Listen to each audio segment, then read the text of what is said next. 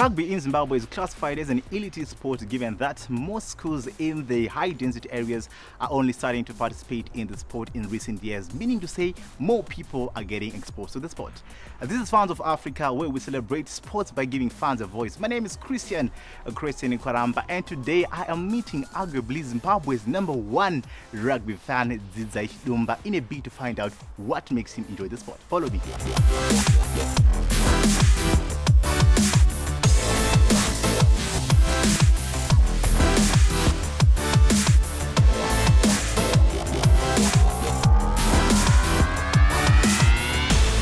Thank you so much for welcoming me to your place. But I want to know, how did you start supporting rugby? You ever played rugby before, or maybe you were just out of the blue? I think I'm a rugby fan by default because the school that I went to Highlands Junior School, and at that time it was tradition for all the boarders to play rugby. So you had no choice. And pretty much you had no choice because I'll give you an example. The guys we all aspired to be all played rugby. So as youngsters, we all wanted to be them. There was a guy in particular, he was older than me, was called Leonard Mapranga. He could tell stories. He was very good at sport, athletics, rugby, everything. And obviously he was good with the ladies. So as a young man, you're like, yeah, I want to be like that. Okay. And I started playing the sport at a very young age. I was lucky enough, I had some very good coaches like Shepherd Wazara. And the school itself supported rugby, and rugby was seen in high regard. So we all wanted to play the sport. So by virtue of that, you know, I'm a rugby fan. But apart from being a rugby fan, I'm also a fan of sport. If anything involves competition, I mean, I would watch it, you know. Okay. And sometimes my wife catches me watching weird sports like curling, you know, and then she's like, well, why are you watching that? It's just people with a broom and everything. But, you know, as long as there's competition, you know, I'm interested. You know, rugby is classified as a hard-coded sport. Yeah. You know, you said earlier on, like in those days, how did you manage to get to that sport? In a violence, I would say. Actually, rugby is quite a safe sport. World Rugby has actually done a lot to make rugby safe, and one of the things that they've done is they've tried to remove the head in contact. So when you're going to tackle a person, they always urge you to put your head, tuck your head in, so you make one big structure. And then when you tackle the person, you don't go across their body, you kind of go to their butt. I always tell my players that you're making the other player's butt your cushion. So when you tackle them, you land on the floor, and then you have a nice safe pillow. It's very crazy sport, very weird sport. Yeah. Okay. But it's not violent. If you see a lot of the guys who play rugby, they're gentlemen. And we say the gentleman, and the fact that a referee can be looking up to a guy like this, telling him what to do, and you say yes sir, yes sir. So it's a sport that is for gentlemen, I would say. Okay, yeah, definitely. And you are a gentleman.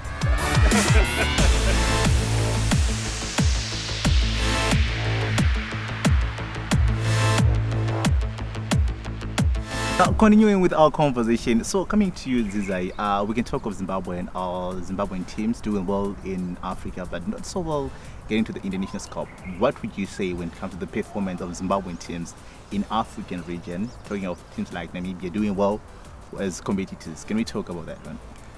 Yeah, my personal opinion is if you want to do well on the international stage, you've got to do well at the foundation stage.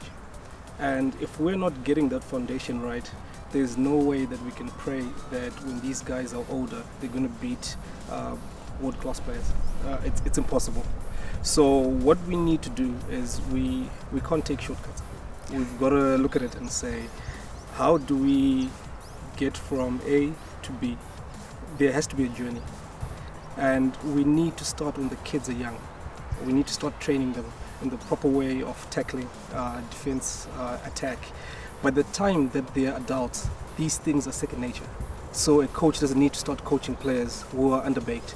Literally, we can compete with the very best, and we've seen our players can win World Cups, you know. But what is wrong with our system? We've got to look at the system itself as a whole, fix the system, and I think we have a very good chance. Yeah. Okay, so can we talk of the Sebos and the Cheetahs? Do you have some of the memories that you can share with me, like best memories or worst memories, either of the two? Okay, I have best memories. So for the Sebos, my my best memory is when I was under 14 at Prince Edward School. My coach was Anthony Pappenfuss, and they had a game, Zimbabwe versus Tonga, at the police grounds. So we had to go because our school was curtain raising against Churchill, and he was actually the flyer for the national team. And early on in the game, they got a penalty at the halfway line. And I mean, he kicked it over like it was nothing. And, you know, I was sitting there looking at, this is my coach, you know. Yeah. So that was a very good memory for me. And the second memory that's not Sables, but the Cheetahs, would be Tafadzwa Chitopindo. It was a match against Germany. And it was an almost certain try. But he pulled off heroics. I mean, he tackled the guy, put him outside, and he saved a try. For me, defensive plays stick in my mind. Okay. Yeah. So we cannot talk of great memories without talking of bad memories. We need to hear those on as well. Bad memories? Yeah. Maybe once or twice. Bad memories was the game against Kenya, World Cup qualifier. I still remember I was watching it on YouTube. And we were one try away from going to the World Cup. We made a bad decision. And instead of going for, you know, the try, we went for points. So we kicked instead of probably putting the ball in the corner, mauling it, and then we score a try and we go to the World Cup. We didn't do it, and we didn't go to the World Cup. So for me, that hurt. That hurt. Going to go for the line out. Darren Mukidza just puts it right at the 5. Mark is yours. So Delfoot Mutamangiro, the captain of Zimbabwe, will call his troops to defend against a resurgent Kenya here with less than 3 minutes to play. Kenya have got to get the set piece right. That one taken well. That's all. They've got to get the numbers. Can they drive? Can those feet move towards the line? Zimbabwe just rolling down, and it's a try for Kenya. And the flags are up again. Look at that crowd celebrating a much-needed try with 3 minutes to play. Oh, relief for the home crowd. Oh. So the full-time score in this Rugby Africa Gold Cup is Kenya Simbas 45, Zimbabwe Sables 36. Okay, so can we talk of your best players? Who do you think is the best player in Zimbabwe, talking of the national team or the local clubs? To be honest, I don't know. I don't know who the best player in Zimbabwe currently is. And maybe the reason why I don't know is we haven't really played rugby a lot. And rugby has only just come in with the COVID break, and, you know, guys have been playing for maybe a month or so. It's really hard to judge, you know, the best player. Mm-hmm. I think if we had more time, maybe I could make a more informed decision. Oh, but who is your favorite player? Who's my favorite player? Favorite player, yeah. Favorite player. It's a tie. Okay. It's a family affair. It's Richard and Kennedy Tsimba. And why they're my favorite players and why I think they're the best, they've been inducted into a World Rugby Hall of Fame. I mean, there's no greater honor than that. So who am I to disagree with that? Okay, yeah. I think so much, Dzidzai. Right after the break, we continue with the discussion as we look at the scope of rugby in Zimbabwe and going also African and international. Stay tuned. This is Fans of Africa.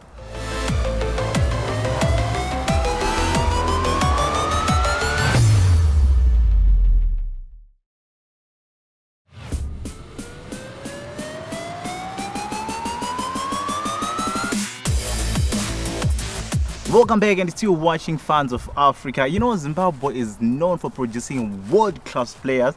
Talking of the beast, Tendai Mutaura. You know, as a fan, how does that make you feel, Guti? We produce world-class players, but they don't play for our teams.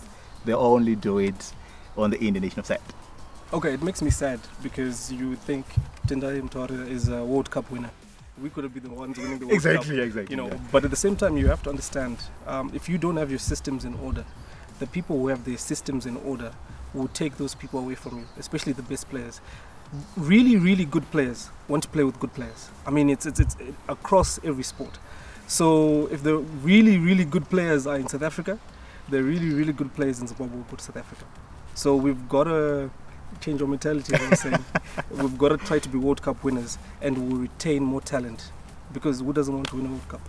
Okay. So talking of winning World Cup, you know, Zimbabwe is vying for a spot to actually do well in the World Cup. What do you think we're supposed to do so that we make it and we do well in the World Cup?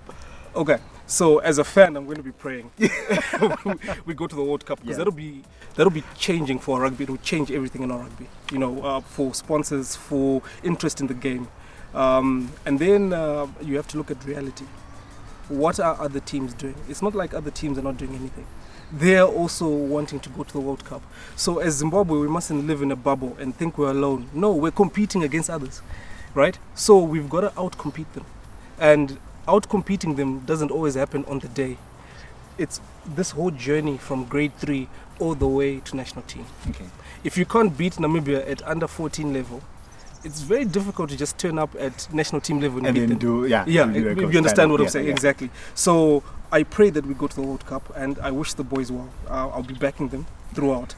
You'll be praying for them? Yes, I'll be praying for them, exactly, as we should. But that being said, let us also fix the system. Let us also have a long-term view. Let us not be short-sighted and say, oh, we want to qualify. No, let's qualify from grade 3. Yeah. You know, so let's talk about Zimbabwe right now. You know, they've been in a camp in South Africa. Do you think the coach Graham Colbeck with his team will do well this time, or what do you think they're supposed to polish up so that they perform better? I'm not a coach or national team coach, but I have faith in Graham, and I also have faith in the captain who's going to be leading on the field, Mashari. I think they're going to do really well. I want them to do well. And at the same time, we've got to also face reality and say there are other teams there who also want to do well. So whoever wants it more on the day is going to win it. Yeah. You talked something that is to do with reality. Yeah. It seems there's some things that you're hiding. Can you talk of that reality? That is what we literally want here. Can we get to the reality part? Because that is what makes it work. I'm a patriot. I love my country. But there's a statement which our teachers used to tell us over and over again. They always used to say, "Mombe, I food to the market." And I always say that as well. Hey, you know what I was like, but the scale will change. The scale may be changed, but I mean, you know, not by much. Okay. Right. So what I think what they basically were trying to say is, you've got to study hard in Form 3 for you to pass well in Form 4. Yeah. You know, so we've got to fix the systems in grade 3 for us to perform well at national team level. So you look at it this way. You cannot have a local provincial player who doesn't know how to call for a mark. So basically what a mark is, I hope I'm not insulting anyone, but I just want to make an example because we have to face reality, right? In a league cup final, and you have a player who calls for a mark when the ball bounces, right? That's stuff that my coach Shepard Wazara taught me in primary school. And if a player at provincial level doesn't know that, then it's a tall order to ask you to go and beat the world champions, right? So we've got to put together a pathway and say, how are we going to develop players from grade 3 all the way up? And we've got to start putting coaches in schools. You know, I coach at Selborne Rutledge, you know, and before I got there, the guy who coaches soccer, also coaches netball, also coaches rugby, it's too much for one man. One person, yes. You know, and what you find is he might then start kurereka kuside where he's more comfortable. Like maybe he knows football more. So you find there's lots more kids at football because he understands the game and he can spend more time there. Rugby, he may come, give your cones and the balls, and he says play. But that's not the way you develop players. Yeah. That's it. That's what. So talking of the Cheetahs, who is your best player in the Cheetahs? Who's my best player in the Cheetahs? In the Cheetahs, yeah. I don't have a best player in the Cheetahs because I don't watch a lot of sevens rugby.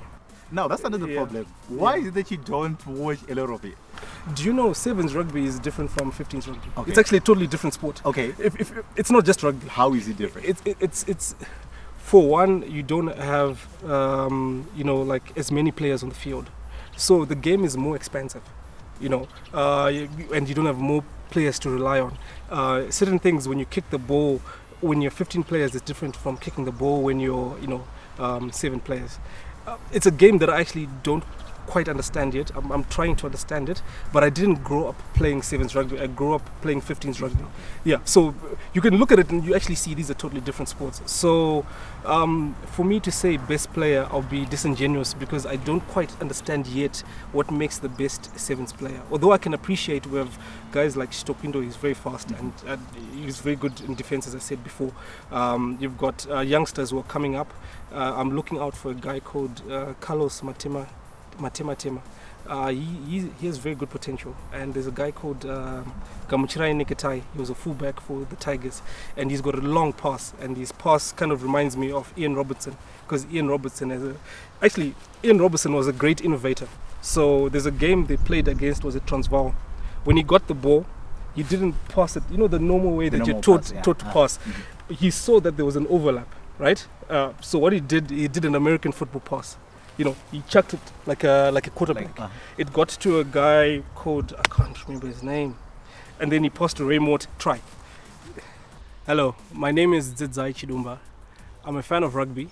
It's a sport that has given me many memories. It's given me lifelong bonds, and I'm also a fan of Africa.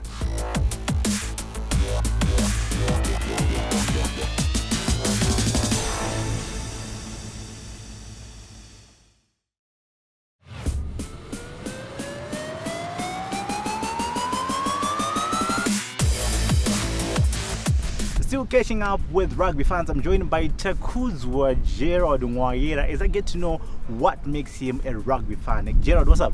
Hello, how's it? Good to say. So. Okay, so I want to know, how did you start supporting rugby? Have you ever been a rugby player, or maybe it's always being glued on the TV without being involved in action? Well, I have an older brother, so growing up when we were still in primary school at Hillcrest, my older brother was into rugby, so automatically by virtue of that, I got to be into it too, because I'd try and emulate what he did, so yeah. Okay, so do you have any other sport that you support that is not rugby? I delved into cricket. I'm a big fan of cricket, and then of course, just like everyone else, I watch football.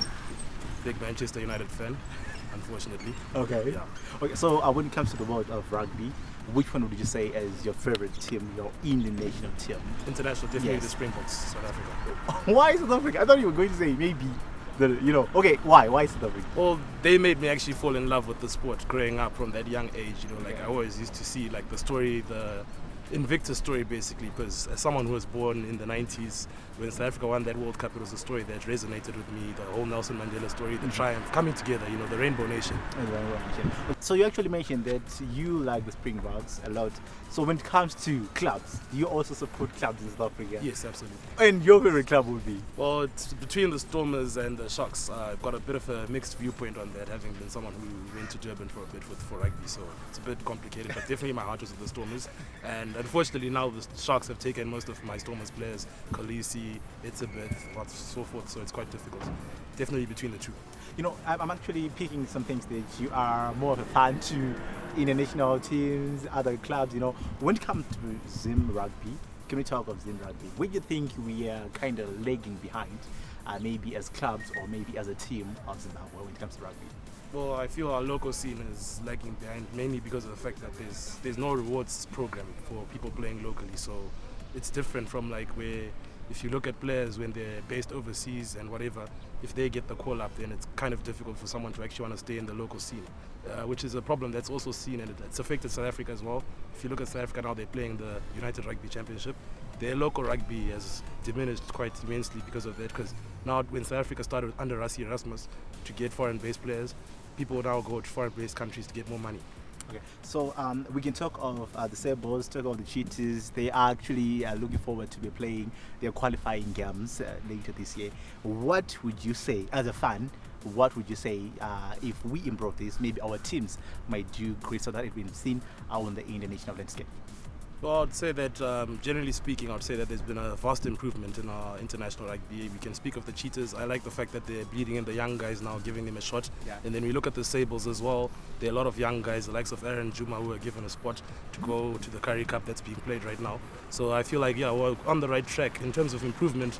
Diversity is the key. I would like to see more local players, more young guys being included in the scene. Okay, and who is your best player in Sables? Currently in the Sables. Yes. Well, he's currently recovering from injury right now, but undoubtedly it would have to be Tinotenda Blythe Mafesere. Okay. Definitely a great flanker and definitely an amazing young man. Okay, so in reference to Tendai Mwayera the Beast, he is actually doing great exploits playing for the Springboks. As a fan, how do you feel, or could a lot of Zim players do well in the international scene, but decided like, no, where are we going wrong, maybe as a country or as a nation, or what do you think we're supposed to address when it comes to our players doing well in the national stage?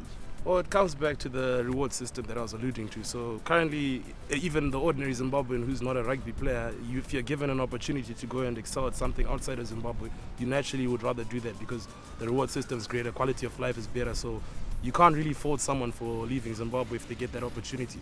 I'm sure several people, they love their nation, they're Zimbabweans and their solidarity is to Zimbabwe, but then when you get an opportunity to shine at the highest level, then it's definitely going to be like that. I mean, we haven't qualified for the World Cup in a very long time and we haven't played in the World Cup in a long time, so people want that opportunity to play at the highest level and at the highest stage. So sometimes it just happens, it comes with the curve.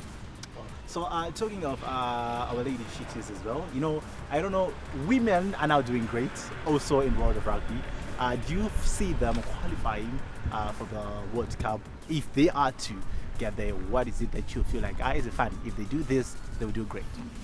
Well, they can work on a lot of different aspects of the game, but I feel they also need generally to be given more attention. I feel like we don't give enough attention to the women's game in Zimbabwe. It's something that we need to pay more attention to, put more effort into, because I mean, if you look at it right now, the women's game, if you look comparing to school level rugby, it's still not given as much attention as schoolboy rugby in Zimbabwe, which is arguably the level of the attention that's given to the most. If you look at schoolboy rugby in Zimbabwe, everyone loves it. Everyone misses going to Terry Board, formerly known as Kotko. If you look at the women's game, we don't have a lot of opportunities for them to actually shine and showcase their skills. But then I feel, we've got a lot of young ladies who are doing really well, tremendously well. They're putting their effort into it. They're working really hard. And I feel if we just carry on working towards that, then they'll be good. They've got Rocco Mamas on board for sponsorship, which is really wonderful to see. I remember when they played against, I think it was Zambia. When Zambia came through, it was quite tough. It was quite sad seeing them. The kids weren't as organized as the Sables, and these are lady Sables as well. At the end of the day, they deserve that much respect as well because they've made it to the highest level of their game. Wow. So if you are to wish out the teams right now, what would you say? If you are to wish them luck or anything, what would you say to the teams that are going to be playing later this year as they'll be traveling? What is it that you want to say as a fan? Well, I'd just love to say that they are Sables, your Sables, my Sables, and stronger together at the end of the day. That's the best that we can do, and I wish them the best and continue believing them because at the end of the day, we're all Sables at heart. Okay. Thanks so much, Gerald, for your insights and your wishes to the Sables as well. You're still watching Fans of Africa, and that was Gerald as he was giving us an insight of what he thinks on the world of rugby. Stay tuned.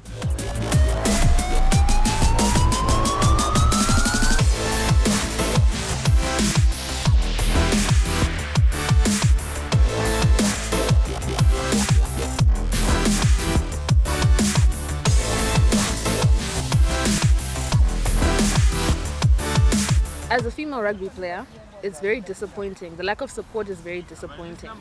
You spend the whole of preseason working hard so that come game day you're excited to show off your skills, what you've been working on. You're excited to show off your team. And it's very disappointing when you look into the stands and all you see is crickets. And what makes it even worse is the fact that an hour later, the stands are full of fans supporting the men. I do understand that we're women, but we are women who take the sport seriously and we want to be taken seriously as well. We're a bunch of women who are passionate about the sport. We share love and passion for the sport. So we're just like you. The only difference is that we're on the rugby pitch. So we really, really would love for you guys to give us a chance to showcase our skills, to prove to you that we're worthy of your support. Also, your support goes a long way.